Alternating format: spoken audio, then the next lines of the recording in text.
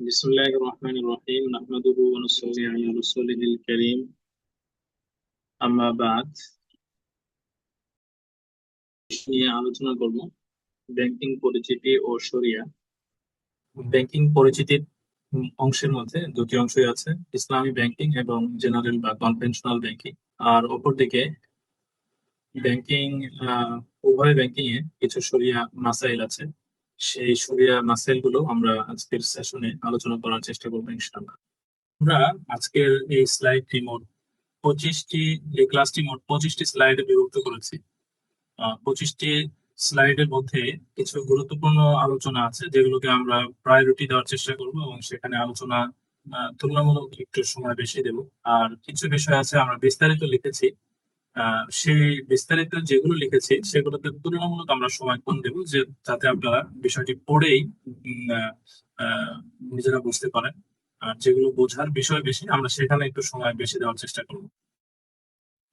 তো শুরুতেই আমরা ব্যাংক পরিচিতি নিয়ে আলোচনা করতে চাই। আপনারা স্ক্রিনে দেখতে পাচ্ছেন ব্যাংক পরিচিতি। ব্যাংকের আবিধানিক অর্থ আমরা এখানে দেখতে পাচ্ছি। ইংরেজি শব্দ ব্যাংক, এটি মূলত খাল, বিল, জলাশয়, তীরভূমি, গঙ্গাটুল, কোনো কিছু স্তূপ, কোষাগার, ধনভাণ্ডার ইত্যাদির জন্য ব্যবহৃত হয় শাব্দিক অর্থে। কিন্তু পারিভাষিক অর্থে ব্যাংক বলতে কি বোঝানো? আমরা যদি সহজ বাংলায় বলি, পারিভাষিক অর্থে ব্যাংক মূলত এক পক্ষের টাকা গ্রহণ করে, আরেক পক্ষকে টাকা লেন্ড করে বা লেন্ডিং করে, অর্থাৎ টাকা ঋণ দেয়। এক পক্ষের টাকা আরেক পক্ষকে দিয়ে মাঝখান থেকে যে ইনকাম বা লাভ জেনারেট করে, সেই লাভের কিছু অংশ সে নিজে রাখে, আর কিছু অংশ যার কাছ থেকে টাকা নিয়েছিল তাকে দেয়।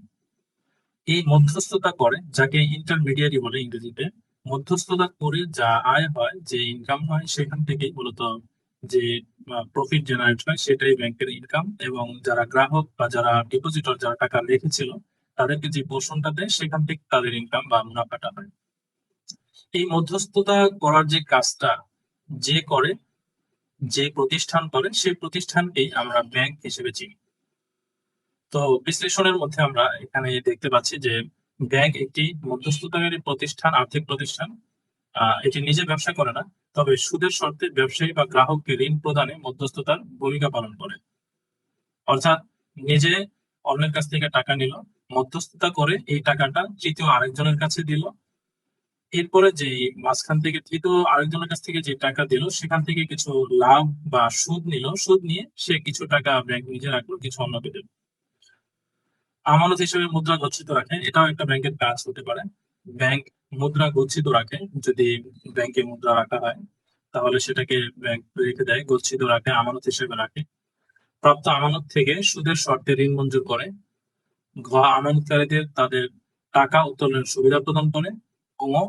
সুদের শর্তে ঋণ প্রদান করে, সুদের শর্তে ঋণ প্রদান করে প্রাপ্ত সুদ থেকে আমানতকারীদের তাদের মূলের উপর সুদ প্রদান করে। বিষয়টি যদিও একটু আপনাদের কাছে অস্পষ্টতা লাগতে পারে হয়তোবা, কিন্তু সামনে আরো দুই একটি স্লাইডের মধ্যে বিষয়টি সুন্দরভাবে উদাহরণ সহ আলোচনা করা হবে ইনশাআল্লাহ। তো আমরা এটা মাথায় রাখতে পারি, ব্যাংক হলো ইন্টারমিডিয়ারি, মধ্যস্থতাকারী একটি প্রতিষ্ঠান, এবং মধ্যস্থতা করে ব্যাংক টাকা ইনকাম করে, এমন প্রতিষ্ঠানগুলোকে আমরা ব্যাংক হিসেবে চিনি। ব্যাংকিং ব্যবস্থার ইতিহাস নিয়ে যদি আলোচনা করি তাহলে আমরা বলতে পারি যে ব্যাংকের সূচনা কখন হয়েছিল। তো সূচনার বিষয়টার আগেও, ব্যাংক সূচনা হওয়ার আগে মানুষ লেনদেন গুলো কিভাবে করতো বা মধ্যস্থতাকারী এই যে প্রক্রিয়া, এটা বিদ্যমান বা অবস্থা ছিল কিনা। অর্থাৎ নিজের টাকা না, অন্যের টাকা নিজে নিবে, নিয়ে আবার তৃতীয় আরেকজনকে দিবে, মধ্যস্থতা করবে। এই যে কার্যকলাপ, এর কোনো ইতিহাস আছে কিনা, এটা আমরা দেখবো ব্যাংকিং ইতিহাসের মধ্যে। তো আমরা এখানে এটাকে চার ভাগে ভাগ করতে পারি, চারটি যুগে ভাগ করতে পারি। একটি যুগ হলো প্রাগৈতিহাসিক যুগ। তো প্রাগৈতিহাসিক যুগ বলতে বোঝানো হয় খ্রিস্টপূর্ব 5000 খ্রিস্টাব্দেরও আগে। এই সময় ব্যাংকিং কার্যক্রম বলতে কিন্তু আমরা বোঝাচ্ছি মধ্যস্থতাকারী হয়ে কোনো কাজ করা, এটা কোনো অস্তিত্ব বা ইতিহাস পাওয়া যায় না। আর 2 নম্বর স্তর প্রাচীন যুগ, অর্থাৎ খ্রিস্টপূর্ব 5000 থেকে খ্রিস্টপূর্ব 400 শতক পর্যন্ত। এই সময়ের মধ্যে এই কার্যক্রমটা পাওয়া যায়, অর্থাৎ মধ্যস্থতা করে কারবার করা, এটার একটা অস্তিত্ব পাওয়া যায়। যেটাকে টেম্পল ব্যাংকিং নামে বা উপাসনালয় কেন্দ্রিক ব্যাংকিং নামে চেনা হয়। এর সহজ অর্থ হলো, আমরা জানি ওই সময়ে ধার্মিক মানুষের সংখ্যা বেশি ছিল এবং ধর্মীয় কেন্দ্রগুলোর মধ্যে কিছু ছিল টেম্পল, গির্জা, উপাসনালয়।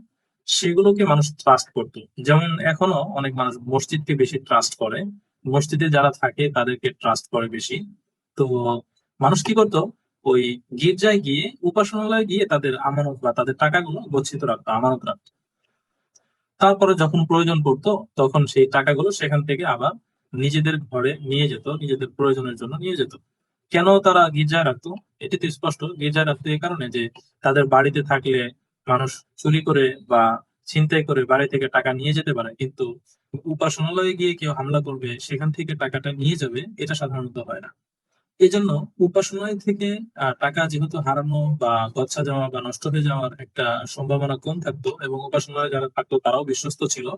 এই কারণে মানুষ এই সময়ে তাদের টাকাগুলো, আহ টাকা বলতে ওই সময় তো ছিল আপনার সরাসরি মুদ্রা, মুদ্রা না মানে কমোডিটি, স্বর্ণ রূপা এগুলো। তো যেগুলোকে তারা সম্পদ মনে করতো সেগুলোকে তারা এই উপাসনালয়ে রেখে দিত। ফলে তারা কি করতো, যারা উপাসনালয়ে ছিল তারা টাকা বা সম্পদগুলো রাখতো, বিনিময়ে কিছু সার্ভিস চার্জ তারা নিত। বাস এতটুকুই ছিল, আর কোনো কিছু ছিল না। যে জিনিস রাখা হতো, গচ্ছিত রাখা হতো, সেটাই তারা রাখতো। রেখে কিছু সার্ভিস চার্জ নিয়ে সেটাকে তারা আবার যখন ওই যিনি রেখেছেন আমানতকারী তিনি চাইতেন, তখন তার কাছে ফেরত দিয়ে দেওয়া হতো। বিষয়টি এমন ছিল।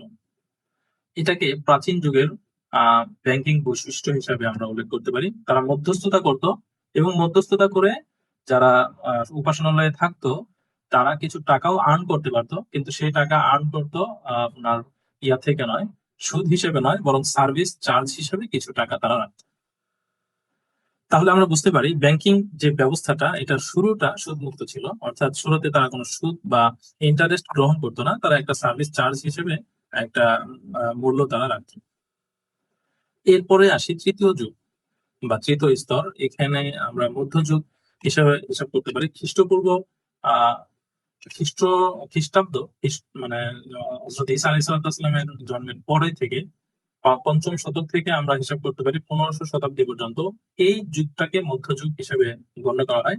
এই সময়ের মধ্যে মূলত এই ব্যাংকিং কার্যক্রমের বর্তমান যে রূপটা, এই রূপটাকে আমরা, এই রূপটার সাথে আহ মিলিয়ে আমরা একটা চরিত্র সেখানে দেখতে পাই।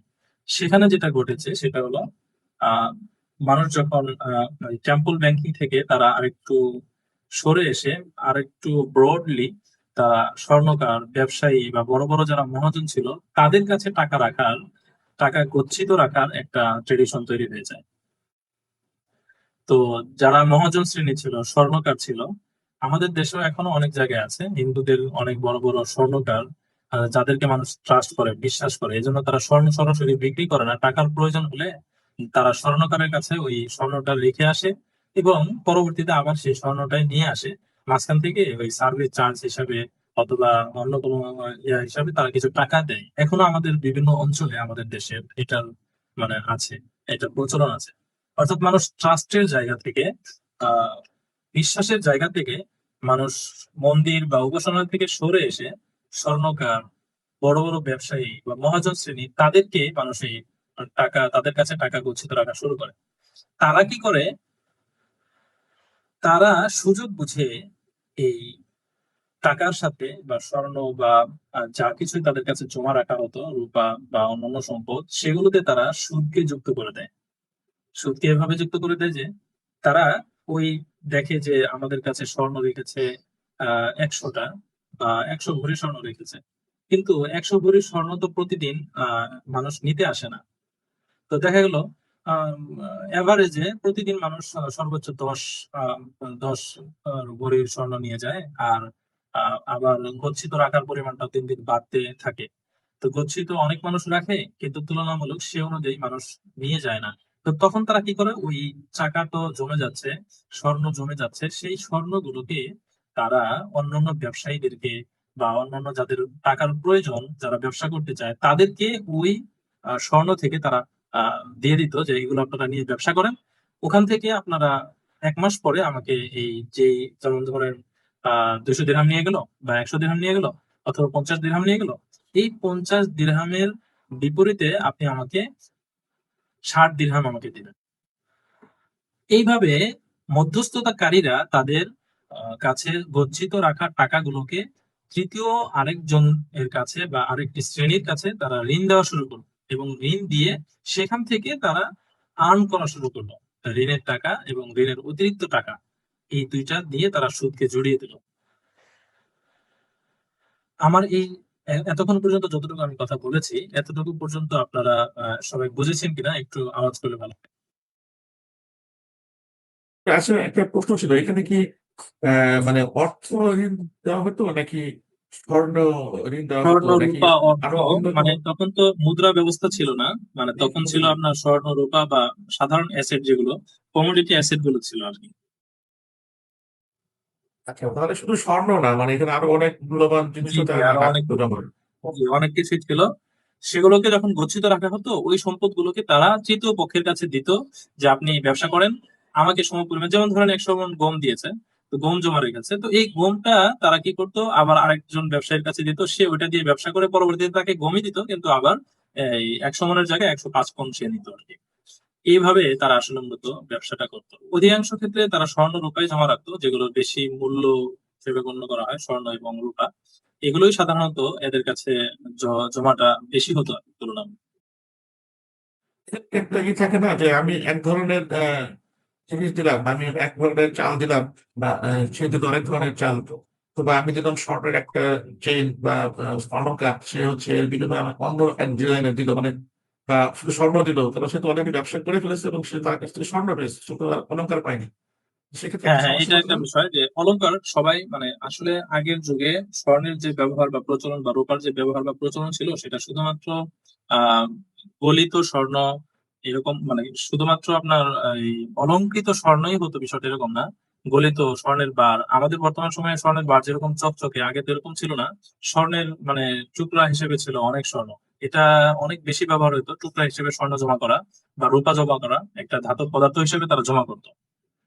ওগুলোর ক্ষেত্রেই তারা মূলত সুযোগটা গ্রহণ করত, যারা ওই স্বর্ণ ব্যবসায়ী ছিল, যেগুলো নির্ধারিত ছিল এক ধরনের চাল, যেটাতে যদি তাসারুফ করে বা কোনো হস্তক্ষেপ করলে বোঝা যাবে, সেগুলোতে তারা সাধারণত করতো না, অন্যগুলোতে করতো যেগুলোতে ধরা যাবে না। হুম, yes. তো এটা হলো মানে ব্যবসায়িক, মানে একটা চিন্তা যেটা যুক্ত হয়েছে, মানে টাকা আমানত রাখা ব্যক্তিদের মাঝে, তারা এই কাজটা শুরু করেছে। সেটা শুরু করেছে, আমরা ইতিহাস থেকে এটা পাই আর কি, যে 1500 শতাব্দীর মধ্যে এই কাজগুলো সাধারণত হতো। এরপরে আমরা আধুনিক যুগকে চিন্তা করতে পারি, এইখান থেকে মূলত এখানে আমরা আধুনিক যুগের আগে মধ্যযুগেই মূলত ইহুদিদের একটা ষড়যন্ত্র ছিল এখানে। ইহুদিরা এই ব্যবসায় বেশি জড়িত, মানে বুদ্ধিটা তারা দিয়েছে যে এই টাকাগুলো তো সবাই নিতে আসে না, বা এই স্বর্ণগুলো তো সবাই নিতে আসছে না, রূপাগুলো তো সবাই নিতে আসছে না, তো পড়ে আছে, এগুলোকে আমরা ব্যবসায় খাটাই। ব্যবসায় বলতে তারা বুঝতো যে তৃতীয় আরেক পক্ষের কাছে আমরা দিই, সেখান থেকে আমরা লাভ করতে থাকি। এই চিন্তাটা মূলত ইহুদিদের থেকেই শুরুতে আসে, ইতিহাস থেকে এরকমই পাওয়া যায়।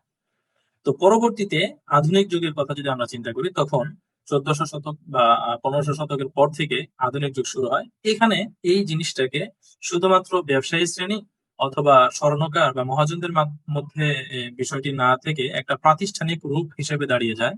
যে তখন তারা এই শুরু করে এরকম যে আমরা কাজ করি, সবাই তো আমাদের কাছে স্বর্ণ বা রূপা এগুলো জমা করছে, তো আমরা এক কাজ করি, এটাকে কোম্পানির ফরম্যাটে নিয়ে যাই। তো শিল্প বিপ্লবের পরে এই বিষয়গুলো বেশি আসে।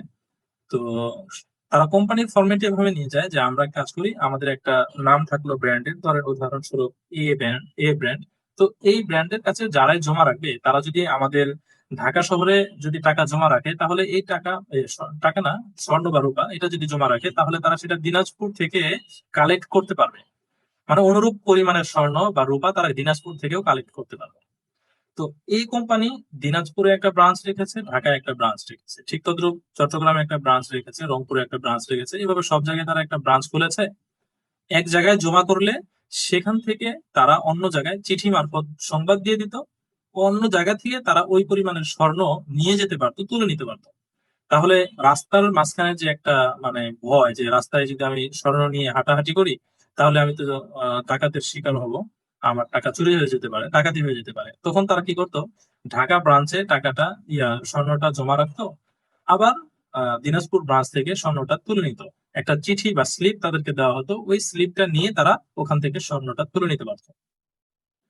এইরকম ভাবেই মূলত এই আধুনিক যুগে মানে একটা প্রতিষ্ঠান বা প্রাতিষ্ঠানিক একটা রূপ ব্যাংকে দাঁড়িয়ে যায়, যে মানুষ ওই একটা কোম্পানিতে তারা অর্থ জমা করে এবং সেই অর্থের উপরে তারা একটা রিসিপ্ট গ্রহণ করে।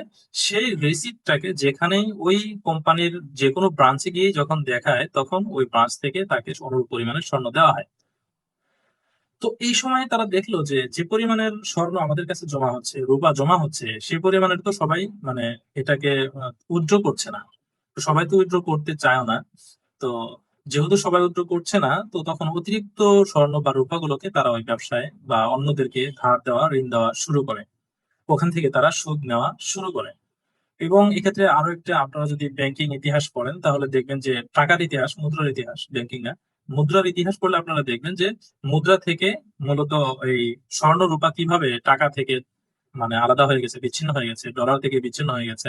আহ তো যখন মানুষ দেখলো যে আমাদের যে স্বর্ণগুলো আছে সেগুলোকে, মানে আমাদের কাছে জমা যে স্বর্ণগুলো আছে, এগুলোর যে রিসিট আমরা দিচ্ছি মানুষকে, মানুষ বিশ্বস্ততার কারণে সেই রিসিট গুলোই যখন অন্য তৃতীয় আরেকজন ব্যক্তির কাছে দিত, সে ওই রিসিটের বিনিময়ে তাকে সম্পদ বা ধান বা চাল এগুলো দিয়ে দিত বিশ্বস্ততার কারণে। অর্থাৎ ওই রিসিটই পরবর্তীতে দেখা যায় ক্রয় বিক্রয় মানুষ শুরু করে, রিসিট দ্বারাই মানুষ ক্রয় বিক্রয় শুরু করে। তো এরকম একটা পরিস্থিতি থেকেই ধীরে ধীরে মূলত টাকার উদ্ভব হয়েছে। আমরা এটা যখন মুদ্রার ইতিহাস পড়বো তখন এই বিষয়টা ওখানে আলোচনায় চলে আসবে। তো আমাদের মূল আলোচনায় আমরা মনে হয় আসতে পারি। মূল আলোচনা হলো আধুনিক যুগে কোম্পানির মধ্যস্থতায় ব্যাংকের সূচনা হয়েছে। আমরা এখানে দেখতে পারি যে 1401 সালে বিশ্বের প্রথম আধুনিক ব্যাংক, ব্যাংক অফ বার্সেলোনা প্রতিষ্ঠিত হয়। 1700 সালে ভারতে প্রথম ব্যাংক অফ হিন্দুস্তান প্রতিষ্ঠিত হয়। 1971 সালের 16 ডিসেম্বর বাংলাদেশ ব্যাংক কেন্দ্রীয় ব্যাংক হিসেবে যাত্রা শুরু করে। তো এই বিষয়গুলো আমরা বিস্তারিত যদি জানতে চাই তাহলে আমরা গুগল করে বা ইতিহাস থেকে আমরা ব্যাংকিং ব্যবস্থার আরো বিস্তারিত ইতিহাস আমরা জানতে পারবো ইনশাল্লাহ। তো যে বিষয়গুলো আমাদের বেশি গুরুত্বপূর্ণ আমরা ইনশাল্লাহ সেগুলোতে সময় দেওয়ার চেষ্টা করবো। একটা এখানে এরপর জি এই যে মধ্যযুগে যেটা বললেন 5 শতক থেকে 1500 পর্যন্ত, এখানে এর মাঝখানে এখানে তো ইসলাম এসেছিল এই পঞ্চম বা ষষ্ঠ শতাব্দীতে। তো তখন যে সুদ নিষিদ্ধ করা হলো, এরপরে তারা কিভাবে ব্যবসা করতো এবং তারপরে কিভাবে ইসলামিক ব্যাংক আসলো, এটা কি জি জি এটা এটা আমরা পরে আলোচনা ক্লিয়ার হয়েছিল? জি এটা আমরা ইনশাল্লাহ পরে আরো সামনে যখন আসবে ইসলামী ব্যাংকগুলো কিভাবে আসলো এই বিষয়গুলো সামনে আসবে ইনশাল্লাহ। ইসলামী ব্যাংক আমরা শুরুতে কনভেনশনাল ব্যাংকের আলোচনা করব, এরপরে ইনশাল্লাহ ইসলামী ব্যাংকের আলোচনা করব। আমরা কি বোঝাতে পেরেছি?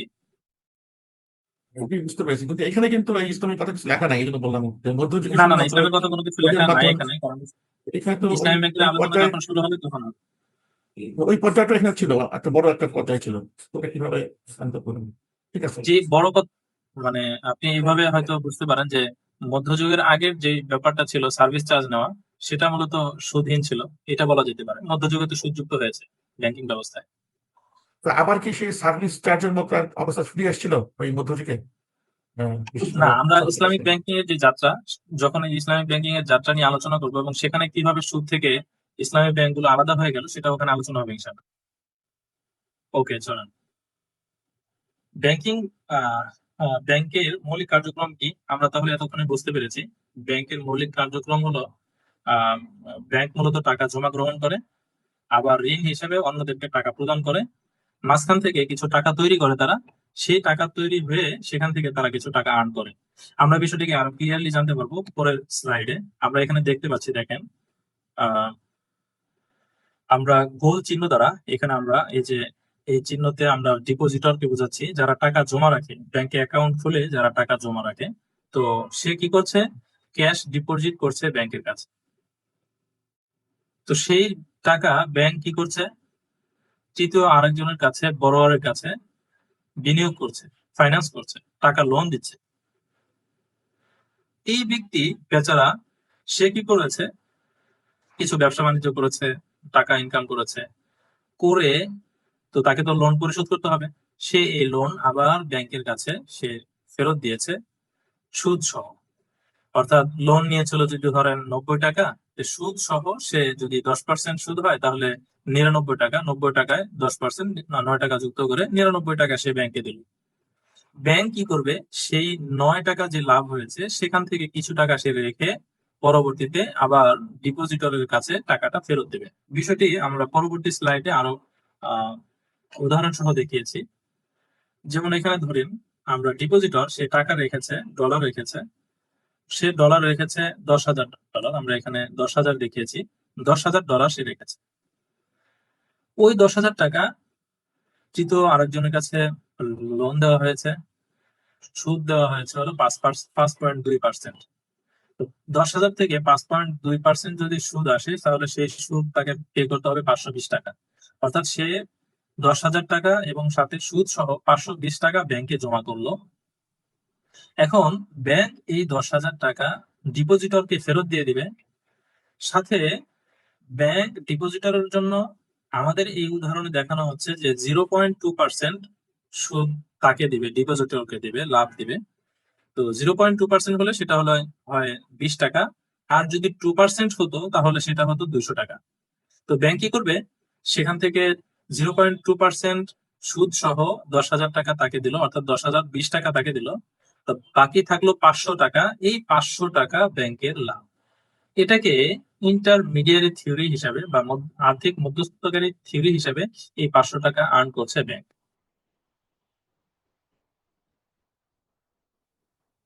এই বিষয়টি আমরা আশা করি বুঝতে পেরেছি। যদি আমরা বুঝে থাকি তাহলে আমরা পরের আলোচনায় যেতে পারি।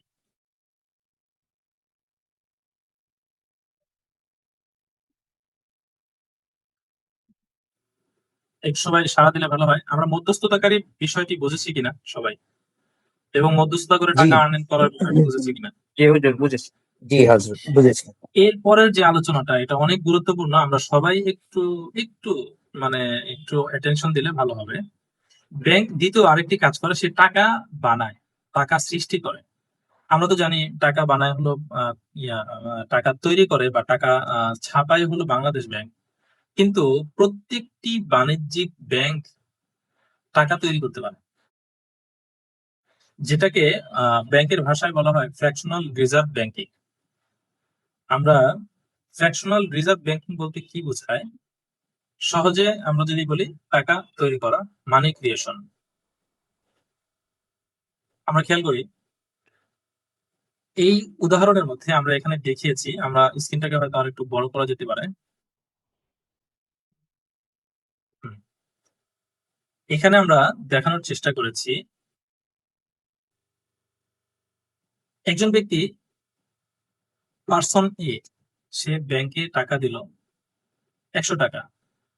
ব্যাংকের কোনো টাকা নাই, কোনো টাকা ব্যাংকের কাছে নাই। ব্যাংক ছাপানো 100 টাকার একটা নোট ব্যাংকের কাছে একজন ব্যক্তি দিল। বলেন তো ব্যাংক কি করবে? ব্যাংক এই টাকাটাকে সে বসিয়ে কিন্তু রাখবে না। ব্যাংকের জন্য একটা রিকোয়ারমেন্ট আছে যে যখন কোনো ডিপোজিটর ব্যাংকে টাকা জমা করবে তখন ব্যাংক সম্পূর্ণ টাকাই সে লোন দিয়ে দিতে পারবে না, বরং ব্যাংকে অবশ্যই একটা নির্ধারিত পরিমাণ পর্যন্ত, পার্সেন্টেজ পর্যন্ত জমা করতে হবে, রিজার্ভে রাখতে হবে। কারণ হতে পারে ওই বেচারা যখন টাকা চাইতে আসবে তখন তাকে টাকা দিতে হবে। সবাই যেহেতু একসাথে টাকা তুলবে না, 100 জন মানুষ যদি টাকা রাখে এবং 100 জন মানুষের যে টাকা রাখা হয়েছে সেই টাকা থেকে যদি 10% রিজার্ভ রাখা হয়, তাহলে ওই 10% দিয়েই যারা যখন টাকা তুলতে আসবে তখন তাদেরকে সেই টাকা তোলার চাহিদা পূরণ করা সম্ভব। তো বাংলাদেশে একটা নিয়ম আছে যে কোন ব্যাংক কত পার্সেন্ট রিজার্ভ রাখতে পারবে। এটাকে SLR এবং CRR এই দুইটা হিসাবের মধ্যে মূলত রিজার্ভ রেশিওটা নির্ধারণ করা হয়। ইসলামী ব্যাংকগুলোর জন্য 9.5% এবং কনভেনশনাল ব্যাংকগুলোর জন্য 17% রাখতে হয়। তো আমরা ওই উদাহরণে যাচ্ছি না, আমরা সহজ উদাহরণে যাচ্ছি। 10% রিজার্ভ রাখতে হয় ব্যাংকে, এই উদাহরণটা ধরে আমরা বুঝবো। আমরা দেখাবো যে এই 100 টাকা থেকে কত টাকা তৈরি হয়। যখন 100 টাকা এ ব্যক্তিটি ব্যাংকে রাখলো, ব্যাংক কি করবে, 10% টাকা জমা রাখবে নিজের কাছে, রেখে 90 টাকা, 10% বলতে 10 টাকা, 100%-এর 10%, তো 90 টাকা সে লোন দিবে তৃতীয় আরেকজনের কাছে। আমরা এটা এখানে দেখানোর চেষ্টা করেছি। 100 টাকা এক ব্যক্তি জমা করেছে ব্যাংকে, সেখান থেকে 90 টাকা ব্যাংক আরেকজনের কাছে, তৃতীয় আরেকজনের কাছে লোন দিয়েছে। এই 100 টাকার 90 টাকা নিয়ে এই বেচারা ব্যবসা করেছে। ব্যবসা বাণিজ্য করে সে উদাহরণস্বরূপ একটা বাড়ি কিনেছে, এখানে দেখানো হয়েছে একটা বাড়ি সে কিনেছে। তো বাড়ি কেনার কারণে 90 টাকা দিয়ে যখন বাড়ি কিনেছে, বাড়ি যার কাছ থেকে কিনেছে টাকাটা তার কাছে চলে গেছে। সে কি করেছে, ওই বাড়ি বিক্রেতা সে টাকা কি করবে, সে তো আর নিজের কাছে রাখবে না, সে ওই 90 টাকা আবার ব্যাংকে জমা দিল, মানে সে ডিপোজিটর হিসাবে ব্যাংকে জমা দিল। ব্যাংক এখন কি করবে, এই 90 টাকা থেকে ব্যাংক আরো 10%, কারণ প্রত্যেকটা ডিপোজিটের বিনিময়ে তাকে 10% রিজার্ভ রাখতে হবে, সেখান থেকে সে 10% রিজার্ভ রেখে দিবে, বাকি থাকে 81 টাকা। ওই 81 টাকা সে ব্যাংক কি করলো, আবার আরেকজনের কাছে লোন দিল।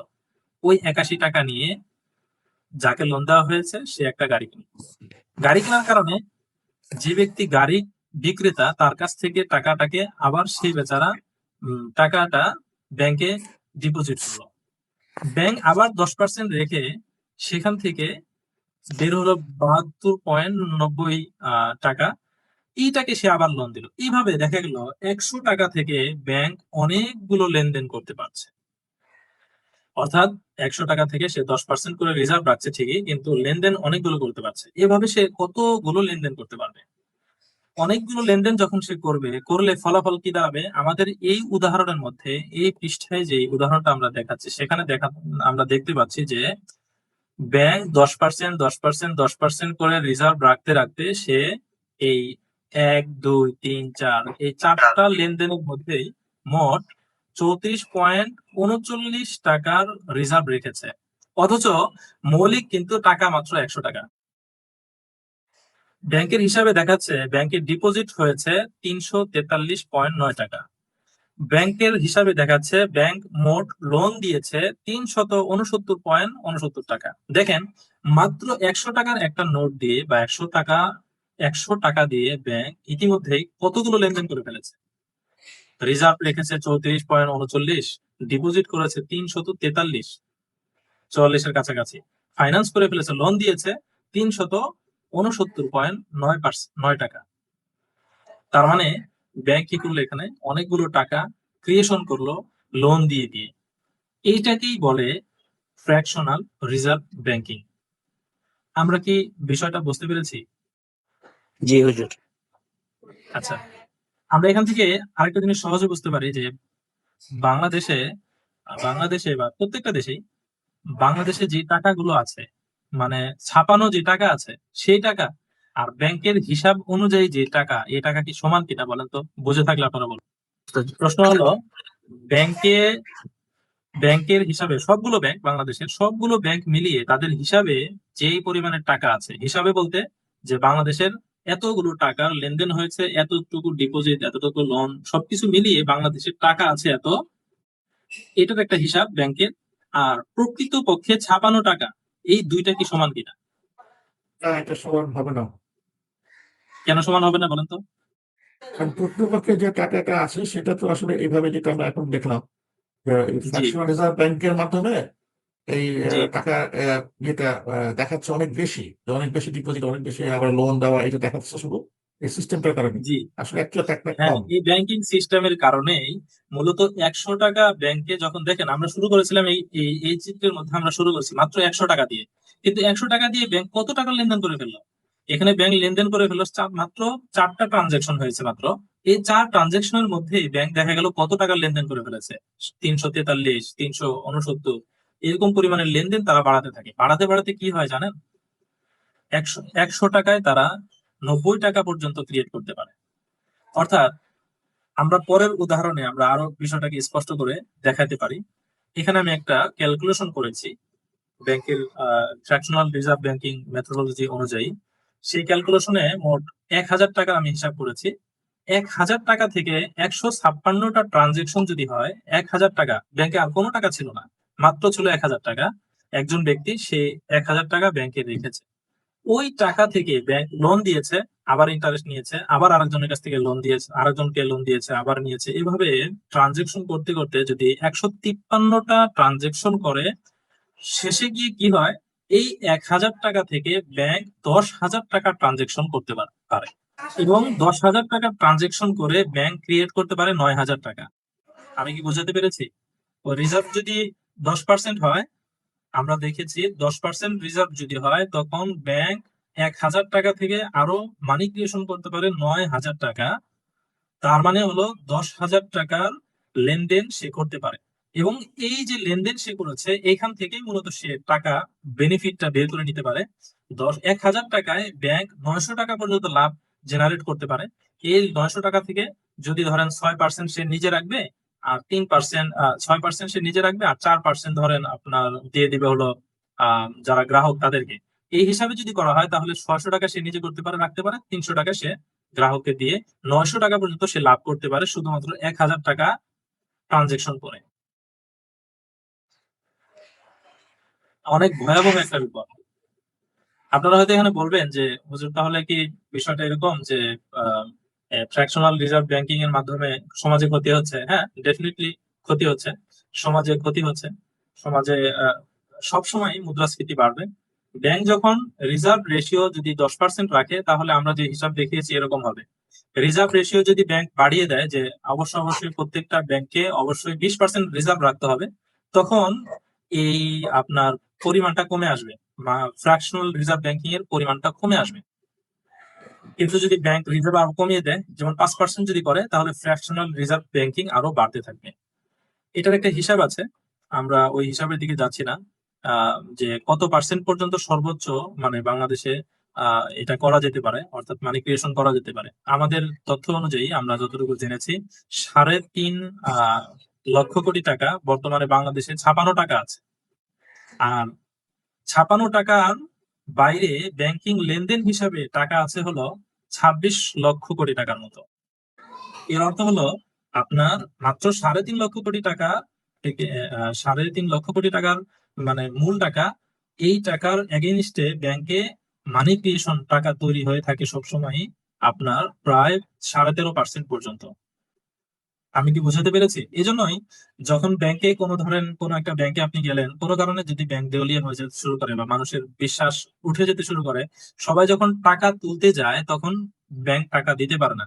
কোনো ব্যাংক, বাংলাদেশের নয় শুধু, পৃথিবীর কোনো ব্যাংক যখন সকল গ্রাহক তাদের টাকা চাইতে যাবে, ব্যাংক সেই টাকা দিতে পারবে না, অক্ষম হবে। কারণ প্রকৃত মানি যেটা মুদ্রা হিসেবে বা ছাপানো হিসেবে আছে, তার চাইতে সবসময়ই মানে লেনদেনকৃত টাকা 13 থেকে 13.5% বাংলাদেশে বেশি। আমি কি বোঝাতে পেরেছি বিষয়টা? বুঝতে পেরেছি। কিন্তু একটা প্রশ্ন ছিল, যদি ছাপানো টাকা কেউ না নেয়, মানে যদি অনলাইন ট্রানজাকশন হয়, শুধু অ্যামাউন্টটা দেখা হ্যাঁ যায় হ্যাঁ আমার হ্যাঁ, অ্যাকাউন্ট এটা থেকে, আপনি বলতে পারেন। সেক্ষেত্রে তো যে এটা অনলাইন চলতে পারে, তাই তো? জি জি, অনলাইন ট্রানজেকশন যদি হয়, তো অনলাইন ট্রানজেকশনে তো শুধু ডিপোজিট মানে একটা ডিজিট দেখাচ্ছে, ডিজিটের বাইরে তো আর কিছু নেই, তাহলে তো কোনো সমস্যা নেই, ওকে ফাইন, তখন সমস্যা হয় না। তাহলে ক্যাশলেস ব্যাংকিং চালু করলে কি এটা হ্যাঁ, এটা মানে খুবই বাস্তবসম্মত কিনা রিস্কি, এটা নাকি তো এটা? বোঝাই যাচ্ছে। যে আমরা এতটুকু যদি বুঝে থাকি তাহলে ব্যাংকের মৌলিক দুটি কার্যক্রম আমরা বুঝলাম। একটা হলো আর্থিক মধ্যস্থতা করে, দ্বিতীয় হলো ফ্র্যাকশনাল রিজার্ভ ব্যাংকিং, মানে হলো তারা মানি ক্রিয়েশন করে, টাকা তৈরি করে। এর কি কি ক্ষতি হয়, এই ক্ষতির বিষয়টা আমি পরের এই এই স্লাইডে আমি যুক্ত করে দিয়েছি, যে ফ্র্যাকশনাল রিজার্ভ এর উপরোক্ত হিসেবের ফলে কি কি ক্ষতি হয়, এই ক্ষতিটা আমি এখানে দেখিয়েছি, আপনারা একটু মেহরবানি করে দেখে নেবেন, সময় অনেক কম। আচ্ছা আচ্ছা হুজুর, আগের ছকটায় আমরা কিছু বোঝার ছিল, আগের ছকটা একটু যদি ব্যাক জি জি, করেন। আচ্ছা, এখানে বোঝার বিষয়টা হ্যাঁ, যদি আমি বলি, মানে ওই যে আমরা এখানে 153টা ট্রানজেকশন করেছি, মাঝখানে যে কাটা দাগটা দেখা যাচ্ছে তার মানে হলো মাঝখানের জায়গাগুলো আমরা কেটে দিয়েছি, কারণ এত বিশাল ট্রানজেকশন অনেকগুলো পৃষ্ঠা হয়ে যাবে। এই জন্য আমরা শুরুতে ডিপোজিট দেখিয়েছি, 1,000 টাকা ডিপোজিট হয়েছে। আর এটা হলো আপনার রিজার্ভ রেশিও যেটা রাখতে হবে, আম, আহ, মানে আপনার 10% মাইনাস করে 90% যেটাকে সে লোন দিতে পারবে, সেটা এখানে দেখানো হয়েছে। এটা হলো 900 টাকার লোন 1,000 টাকায়। এরপরে দেখানো হয়েছে রিজার্ভ কত পার্সেন্ট রাখতে হয়, রিজার্ভ তো 10%, সেই হিসাবে 100 টাকা রিজার্ভ রাখতে হচ্ছে। এরপরে হলো টাকা ইন হয়েছে কত, 90 টাকা, লাভ হিসাবে এসেছে 90 টাকা, আর লাভ বন্টনের জন্য 60 টাকা দিতে হয়েছে। ব্যাংকের নেট ইন্টারেস্ট থাকছে হলো 30 টাকা। এইভাবে ওই 9,000 টাকার ডিপোজিট পরবর্তীতে লোন দিয়েছে 900 টাকা, এই লোনটা ঘুরে ফিরে আবার ডিপোজিট হবে 900 টাকা। এটাকে যখন আবার লোন দেওয়া হবে রিজার্ভ রেখে, তখন 810 টাকা, এটা আবার ঘুরে ডিপোজিট হবে 810 টাকা। এইভাবে আর কি ক্যালকুলেশনটা করা হয়েছে। লাস্টের ক্যাপিটাল ই ওটা কি জন্য? যে লাস্টের যেমন এখানে 145 নম্বর ট্রানজাকশন, ওইখানে জি জি ওই রিজার্ভ 10% জি জি ই, আরো ক্যাপিটাল লেটার ইটা কি জন্য? ও আচ্ছা আচ্ছা, কোথাও কোথাও ই এসেছে যেখানে মানে হিসাবের ক্ষেত্রে, তখন দেখা গেছে মানে যখন পার্সেন্টেজ কমতে কমতে গিয়ে আপনার আর কোনো হিসাব থাকে নাই, কোনো কোনো জায়গায় আগে হিসাব শেষ হয়ে গেছে, কিন্তু আমাদের সর্বশেষ মানে ট্রানজেকশন দেখাইতে গেলে আমাকে 153 পর্যন্ত যেতে হয়েছে, এই জন্য আর কি। কোনো কোনো জায়গায় আগে শেষ হয়ে গেছে হিসাব, যে এরপরে আর হচ্ছে না। আমরা সবগুলো হিসাব একসাথে দেখিয়েছি। আমরা সহজে যদি আমরা বিষয়টা বুঝতে চাই, তাহলে আশা করি আমরা মানে নিজেদের ক্যালকুলেশনে শুধু আমরা এই সূত্রগুলো বসিয়ে যখন ইয়াতে দিয়ে দিব, এক্সেল শিটে দিয়ে দিব, সে নিজে নিজেই দেখাবে। ঠিক আছে, আমরা পরের আলোচনায় যেতে পারি ইনশাআল্লাহ। তো আমরা এখানে আমরা এই ব্যাংকের ক্ষতিগুলো দেখলাম, ফ্র্যাকশনাল রিজার্ভ ব্যাংকিং এর ক্ষতি। এরপরে আমরা আলোচনায় যাই ব্যাংকের তালিকা। তো বাংলাদেশের ব্যাংকের তালিকাগুলো কত, এটা আমরা বর্তমানে উইকিপিডিয়া থেকে দেখতে পারি খুব সহজেই। তফসিলি ব্যাংক আছে মোট 58টা। তফসিলি বলতে হলো তালিকাভুক্ত যেগুলো, অর্থাৎ বাংলাদেশ ব্যাংকের রেগুলেশন অনুযায়ী যে ব্যাংকগুলো চলে সেগুলো 58টা আছে। রাষ্ট্রায়ত্ত 7টি, বেসরকারি 38টি, বিশ্বসাহিত্য 3টি, বিদেশি 9টি, আর ডিজিটাল ব্যাংক 1টি। অতফসিলি যেগুলো বাংলাদেশ ব্যাংকের সরাসরি অনুগত বা তাদের রেগুলেশন অনুযায়ী চলে না, বাকি নিজস্ব আইনে চলে, সেগুলো হলো 5টি, গ্রামীণ ব্যাংক সহ অন্যান্য ব্যাংক। এর তথ্য আমরা এই উদাহরণে এখানে আমরা অত আলোচনা করব না, আমরা পরের একটা চিত্র দিয়েছি, সেখানে আমরা দেখতে পারি, অথবা আমরা যদি উইকিপিডিয়ায় সার্চ করি তাহলে আমরা এটা দেখতে পারবো। এরপর আমরা জেনারেল ব্যাংকিং এর ইসলামী দৃষ্টিকোণ আলোচনা করব। খুব সংক্ষেপে, আলোচনা আসলে অনেক দীর্ঘ হয়ে যাচ্ছে, সময়ের মধ্যে আমরা কভার করতে পারবো কিনা। জেনারেল ব্যাংকিং ইসলামী দৃষ্টিভঙ্গি নিয়ে আমরা যদি আলোচনা করি, তাহলে এখানে আমরা ব্যাংকিং এর মূল কনসেপ্টের যে বিষয়টা আমরা আলোচনা করেছি, যে অন্যের টাকা নিয়ে সেই টাকাকে তৃতীয় আরেকজনের কাছে দিয়ে কোনো কিছু ইনকাম করা, এই মূল দৃষ্টিভঙ্গিটা এটা ইসলামের সাথে সাংঘর্ষিক কিনা? না, এই মূল দৃষ্টিভঙ্গিটা ইসলামের সাথে সাংঘর্ষিক নয়। কারণ ইসলামে এরকম আছে, মধ্যস্থতা করে টাকা নেওয়া এটা বৈধ। মধ্যস্থতা করে টাকা নেওয়া, যেমন ওকালতি করে টাকা নেওয়া, এটা যেতে পারে। অথবা কাউকে কোনো সার্ভিস দিয়ে টাকা নেওয়া ইসলামে বৈধ, যেটাকে ইজারা বলি। এই জন্য মধ্যস্থতা করে টাকা নেওয়া এটা ইসলামের সাথে সাংঘর্ষিক নয়। ইসলামের সাথে সাংঘর্ষিক কোনটা? ইসলামের সাথে সাংঘর্ষিক হলো যখন এই মধ্যস্থতা করাটা ইসলামিক দৃষ্টিকোণ থেকে বৈধ না হবে, তখন সেটা অবৈধ হয়ে যাবে। জেনারেল ব্যাংকিং এর যে পদ্ধতি, কনভেনশনাল ব্যাংকিং এর যে পদ্ধতি, সেটা কি? সেটা হলো ডিপোজিটরের কাছ থেকে টাকা নেওয়া হয়, টাকা নিয়ে সেই টাকাকে আবার তৃতীয় আরেকজন ব্যক্তির কাছে বা আরেকটা শ্রেণীর কাছে টাকা দেওয়া হয় সুদের ভিত্তিতে। হুবহু টাকা দিয়ে সেখান থেকে সুদ আর্ন করা হয়।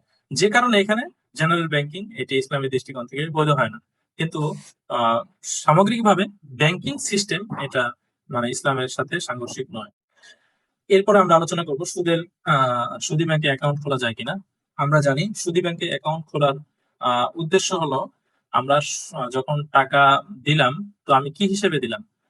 তো ব্যাংক এটাকে আমানত বলে, যে ব্যাংকিং আমানত, ডিপোজিট বলে, আমানত বলে, কিন্তু আসলে এটি আমানত কিনা এটা একটা দেখার বিষয়। কারণ আমানতের সরাসরি ক্লাসিফিকেশন হলো, আমানত দিয়ে ব্যাংক কোনো ফায়দা গ্রহণ করতে পারবে না, সেটাকে হুবহু ফেলে রাখতে হবে, ব্যাংক সেটাকে নিজের কাজে ব্যবহার করতে পারবে না। কিন্তু আমাদের টাকাগুলো নিয়ে ব্যাংক তো বসিয়ে রাখে না, সে তো কোনো একটা কার্যক্রমের অংশ হিসেবে বিনিয়োগ করে।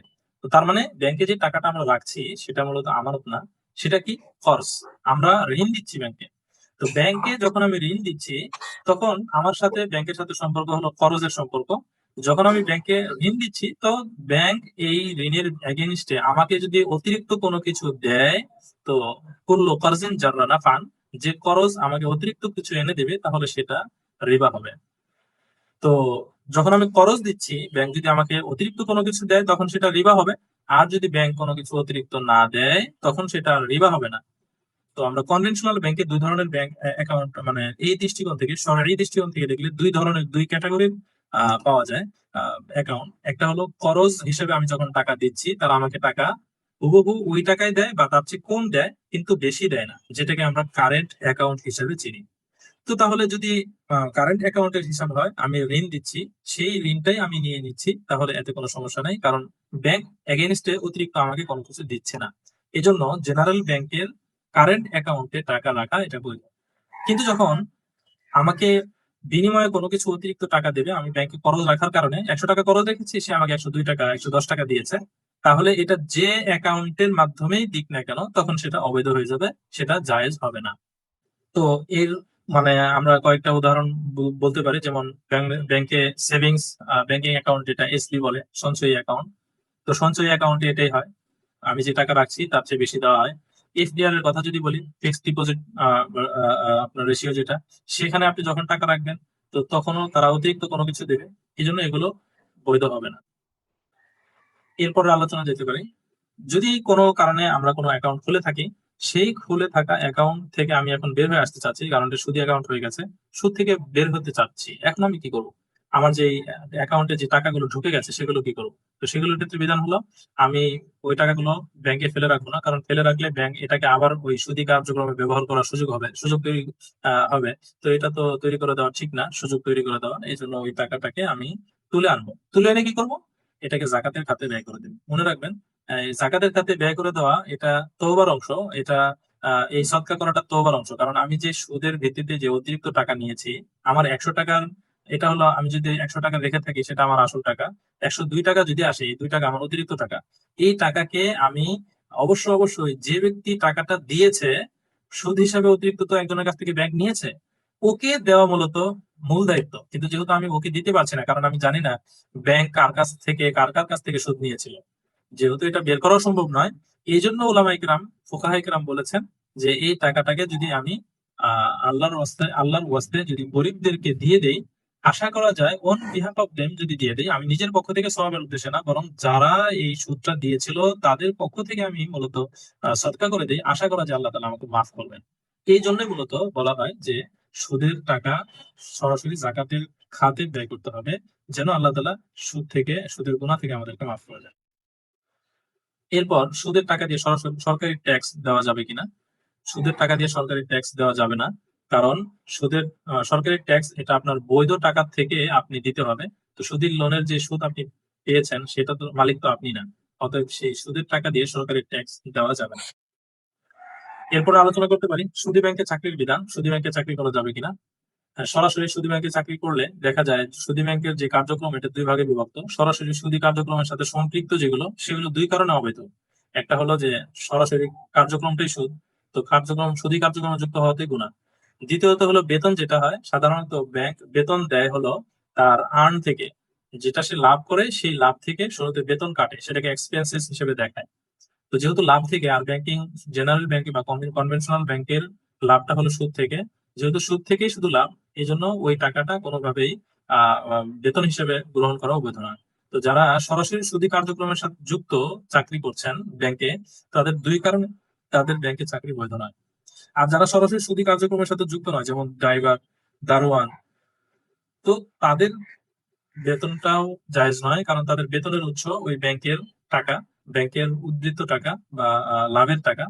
তাদের বেতনের অংশটা না হালাল না হওয়ার কারণে তাদের কার্যক্রম বা তাদের চাকরিটাও বৈধ নয়, যদিও কাজটি আহ বাইরের বা কাজটি বৈধ। ঠিক তদ্রুপভাবে যারা ব্যাংকে চাকরি করছেন কিন্তু দ্রুত সেখান থেকে সরে আসতে চাচ্ছেন, তারা কি করবেন? তারা তো আল্লাহর উপর ভরসা করে যতদিন পর্যন্ত ভালো রিজিকের তালাশ করার দরকার, রিজিকের তালাশ করবে। রিজিকের তালাশ ভালো উত্তম রিজিক না পাওয়া পর্যন্ত তারা চেষ্টা করতে থাকবেন যেন উত্তম রিজিক পান, আর আল্লাহর কাছে কায়মুল বাকে দোয়া করতে থাকবেন আল্লাহ যেন উত্তম রিজিকের ব্যবস্থা করে দেন। এই নিয়তে তারা যতদিন পর্যন্ত একেবারে সুযোগ তৈরি হচ্ছেই না, ততদিন পর্যন্ত চাকরিতে থাকতে পারেন, কিন্তু এরপরে যখন সুযোগ তৈরি হবে, চাকরিতে থাকা তার জন্য বৈধ হবে না। আর যারা ব্যাংকে চাকরি করেন অথবা ব্যাংক থেকে সরাসরি সুদী কার্যক্রমে যুক্ত থাকেন, তাদের বাসায় চাকরি করা অথবা তাদের বাসায় গিয়ে টিউশনি করা অথবা তাদের ড্রাইভার হিসেবে চাকরি করা বৈধ না, কেননা ওই ব্যক্তির ইনকাম তো বৈধ না। তো ওই অবৈধ ইনকাম থেকেই তো আপনাকে শিক্ষকতার বেতন দেওয়া হবে, ড্রাইভিং এর ভাড়া দেওয়া হবে, এই জন্য সেগুলো নেওয়া বৈধ হবে না।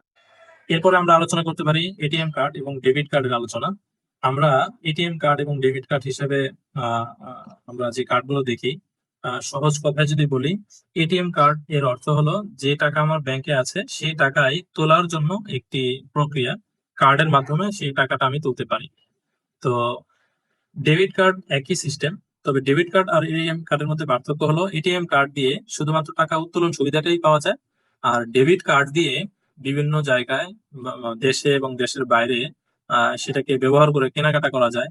এটার মানে ব্রডলি মানে ইন্টারন্যাশনালি সেটাকে আর কি রিকগনাইজ করা হয়, গুরুত্ব দেওয়া হয়, যে কারণে ডেবিট কার্ড এবং এটিএম কার্ড নেচার এক হলেও আয়তন বা পরিধির ক্ষেত্রে দুইটা ভিন্ন।